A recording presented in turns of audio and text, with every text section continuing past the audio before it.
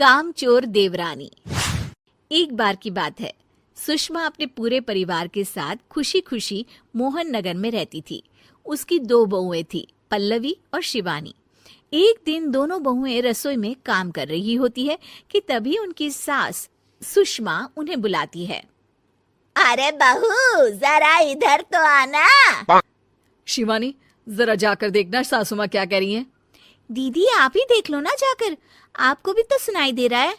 अरे मैं आटा गूंद रही हूँ ना, तुम चली जाओ। हाँ तो मैं भी तो सब्जी काट रही हूँ ना दीदी। अरे बहू जल्दी आओ। ओह, ये तो जाएगी नहीं, मैं ही जाकर देखती हूँ कि क्या करना है। पल्लवी सुषमा के कमरे में जाती है। जी मम्मी जी, क्या हुआ?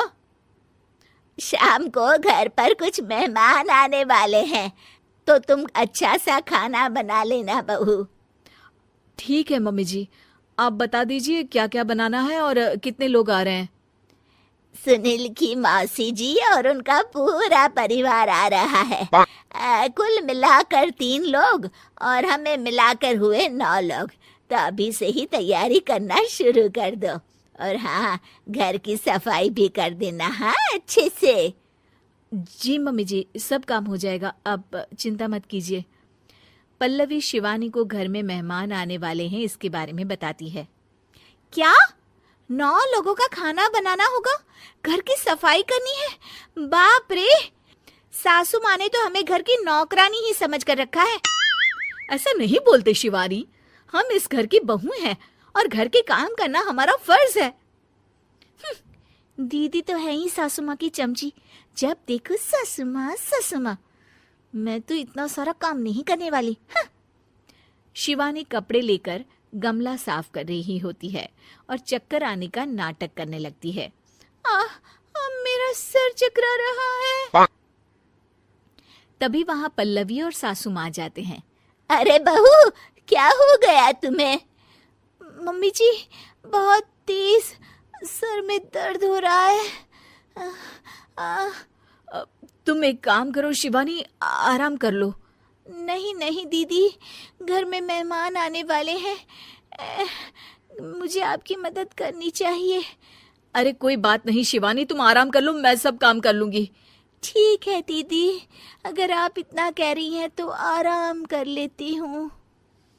शिवानी आराम से अपने कमरे में मैगजीन पढ़ रही होती है। इसे कहते हैं आराम की जिंदगी। इतना सारा काम। चलो सारा काम खत्म हो गया, शिवानी को देख आती हूँ। शिवानी अपने कमरे में ईयरफोन में गाने सुनते सुनते सो जाती है और उसके साइड में मैगजीन भी रखी होती है।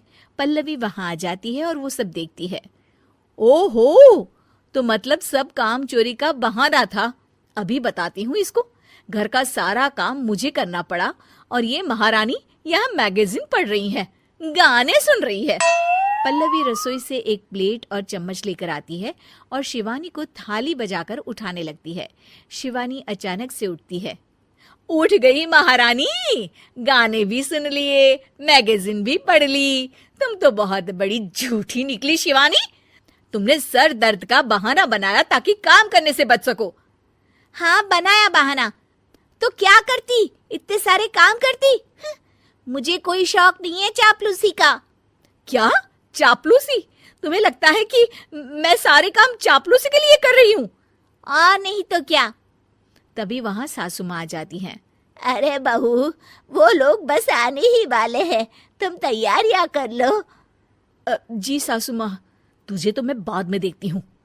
सब खाना खाने बैठते हैं और खाना शुरू करते हैं। तभी सुनील की मौसी बोलती है। वाह भाई वाह, खाना तो बहुत ही अच्छा बना है सुषमा जी, एक एक चीज में क्या स्वाद है। ये सुनकर शिवानी मुंह बना लेती है। उसे अपनी जेठानी की इतनी तारीफ रास नहीं आती। आपकी बहुएं तो बहुत ही अच्छा खाना बनाती हैं। हाँ, बनाती तो दोनों ही अच्छा है, पर आज ना ये सारा खाना बड़ी बहू ने बनाया है। छोटी बहू की तबीयत ठीक नहीं थी, सो इसलिए।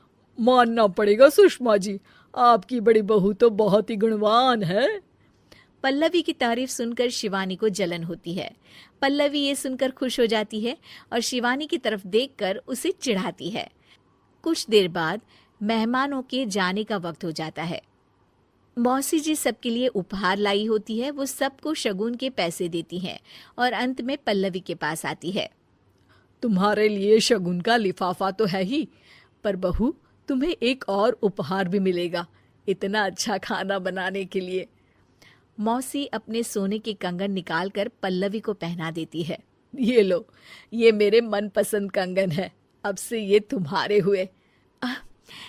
धन्यवाद मौसी जी। ये देखकर शिवानी तो पूरी तरह से जल जाती है और गुस्से से रसोई में चली जाती है। तभी वहां पल्लवी आ जाती है और उसे अपने कंगन दिखाने लगती है। देवरानी जी, अब आपका सर दर्द ठीक तो है ना? मुझे लगता है कि अब सर दर्द शुरू हो गया होगा आपका।